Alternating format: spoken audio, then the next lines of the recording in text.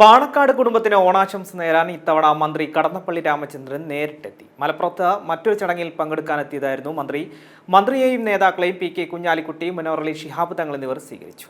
രാവിലെ 9 മണിയോടെയാണ് പാണക്കാട് സാദിഖ് അലി ശിഹാബ് തങ്ങളുടെ വസതിയിൽ മന്ത്രി കടന്നപ്പള്ളി രാമചന്ദ്രൻ, കോൺഗ്രസ് എസ് നേതാക്കളായ മുസ്തഫ കടമ്പോട്ട, MT സമദ് എന്നിവർ എത്തിയത്. തങ്ങളുടെ വസതിയിലെത്തിയ മന്ത്രിയെയും നേതാക്കളെയും പി കെ കുഞ്ഞാലിക്കുട്ടി, മുനവറലി ശിഹാബ് തങ്ങൾ എന്നിവർ സ്വീകരിച്ചു.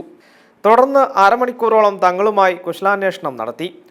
ഓണാശംസ നേരാനാണ് പാണക്കാടെത്തിയതെന്നും മതസൗഹാർദ്ദം കാത്തു സൂക്ഷിക്കുന്നതിൽ എന്നും മുന്നിൽ നിന്ന കുടുംബമാണ് പാണക്കാട് കുടുംബമെന്നും മന്ത്രി കടന്നപ്പള്ളി രാമചന്ദ്രൻ പറഞ്ഞു. ഇന്നിവിടെ എത്തിയതെന്ന് പറഞ്ഞാൽ ഓണാശംസകൾ നേരാനാണ്.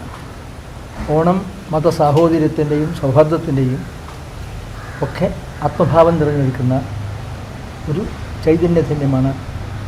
ഇന്ന് പ്രത്യേകിച്ച് ഈ കാലഘട്ടങ്ങളിൽ മതസൗഹാർദ്ദത്തിന്, സഹോദര്യത്തിന്, എല്ലാറ്റിനും പ്രകാശം തിരിഞ്ഞുകൊണ്ടിരിക്കുന്ന ഒരു വീടാണ് നമ്മുടെ ഈ തറവാട് വീട്, പാണക്കാട് കുടുംബമെല്ലാം.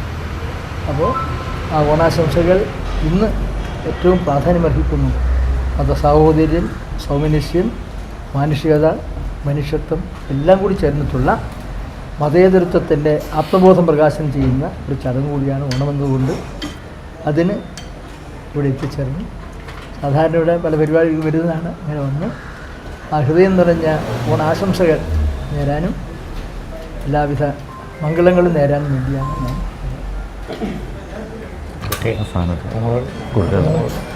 ബഹുമാനപ്പെട്ട കടന്നപ്പള്ളി അവർകൾ ഓണാശംസകൾ നേരാൻ തന്നെയാണ് വന്നിട്ടുള്ളത്. ഞങ്ങൾക്ക് വേറെയും പരിപാടിയുണ്ട്. അപ്പോൾ ആ കൂട്ടത്തിൽ അദ്ദേഹം മലപ്പുറത്ത് ഇന്നലെ വന്നു.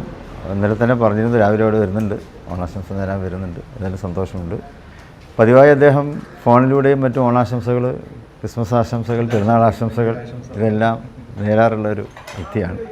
ഇന്നിപ്പോൾ നേരിട്ട് തന്നെ കാണാൻ ഇവിടെ വരാൻ കഴിഞ്ഞ നല്ല സന്തോഷമുണ്ട്. ഏത് ആഘോഷമായാലും ആശംസ ഫോണിലൂടെയാണ് മന്ത്രി കടന്നപ്പള്ളി നേരുന്നതെന്നും ഇത്തവണ അത് നേരിട്ടായെന്നും പാണക്കാട് തങ്ങളും പ്രതികരിച്ചു. മക്കയിലെ ഈന്തപ്പഴം ഓണസമ്മാനമായി നൽകിയാണ് പാണക്കാട് തങ്ങൾ മന്ത്രിയെ യാത്രയാക്കിയത്. M5 news, Malappuram.